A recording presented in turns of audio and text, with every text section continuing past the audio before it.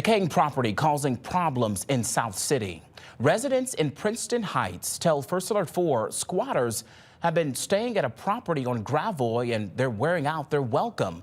Well, New at 10, our John Kipper spoke with some of those neighbors about what they want to see done. Yelling in the alley about drugs. I'm tearing through the backyard, throwing trash, breaking bottles. Those are the sights and sounds for Sarah and Eric Seisner on a regular basis. They live across the alley from this property on Gravois.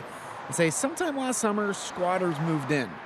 And the situation has gotten progressively worse. Well, there's people living in there, so something needs to be done. First Alert 4 was there on the late afternoon Sunday. No signs of squatters, but we did see plenty of trash, glass, and even a bird nesting in an open window.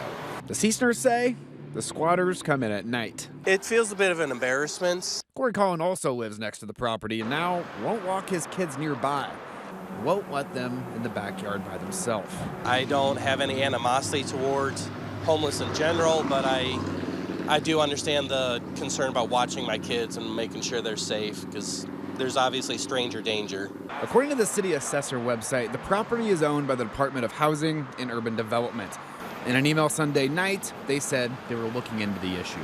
The Seisners say the city has came multiple times to board up windows, but the trash isn't being cleaned up and the squatting problem persists. They want a stronger response from the city.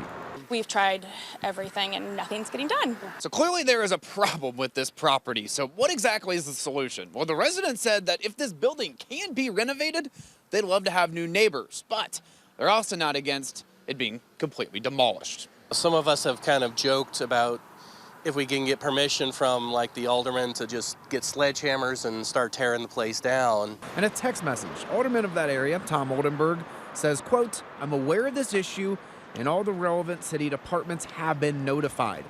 The city is taking the issues at this address seriously." Reporting in South City, John Kipper, First Alert 4.